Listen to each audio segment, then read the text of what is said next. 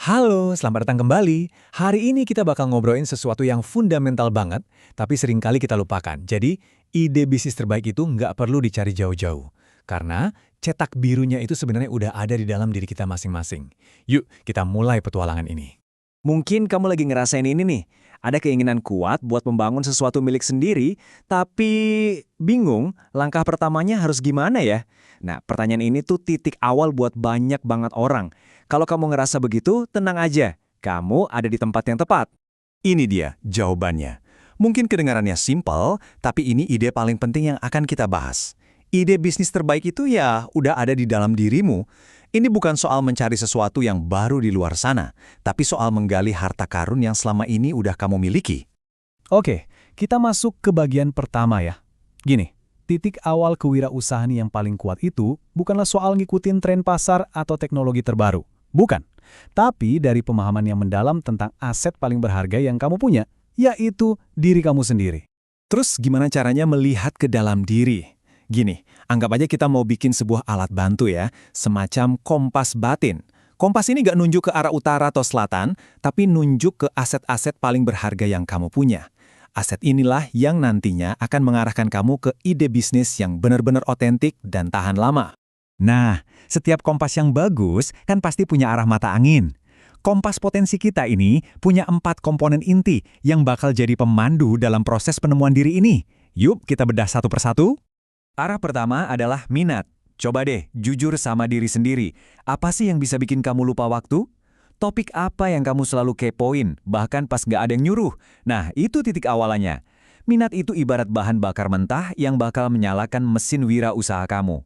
Selanjutnya keahlian, ini adalah alat tempur kamu. Apa yang kamu jago lakuin? Ini bisa aja hard skill kayak ngoding atau desain grafis. Atau bisa juga soft skill kayak jago ngomong atau pinter mecahin masalah. Dua-duanya sama berharganya loh. Arah ketiga, pengalaman. Setiap pekerjaan, setiap proyek yang kamu kerjain, bahkan setiap kegagalan, itu semua ngajarin kamu sesuatu. Anggap aja ini perpustakaan kebijaksanaan pribadi kamu yang nggak dimiliki orang lain. Wawasan unik kamu tuh tersembunyi di sini. Dan yang terakhir, dan mungkin ini yang paling krusial, adalah nilai. Disinilah semuanya nyambung. Gimana caranya gabungan minat, keahlian, dan pengalaman kamu itu bisa jadi solusi buat masalah orang lain? Nah, inilah jembatan dari apa yang aku punya ke apa yang pasar butuhkan. Sekarang, mungkin kamu mikir, ini kedengarannya bagus sih, tapi landasan teorinya apa? Pertanyaan bagus.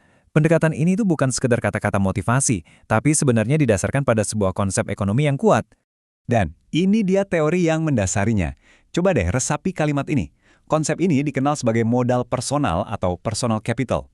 Idenya emang radikal, tapi bener banget.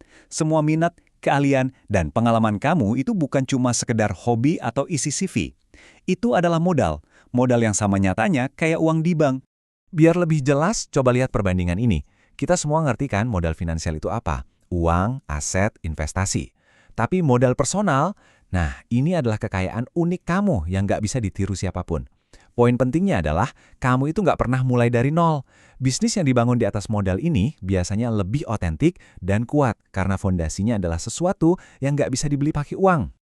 Oke, sekarang kita udah punya kompasnya dan udah paham teorinya.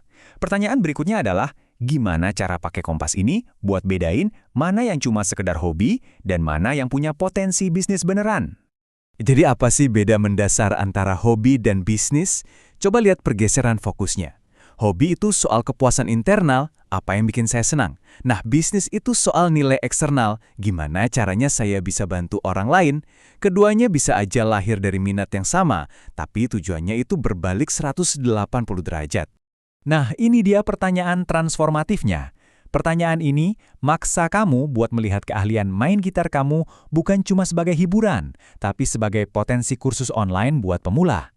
Atau melihat kecintaan kamu sama kerapian bukan cuma sebagai kebiasaan, tapi sebagai jasa konsultasi nata rumah.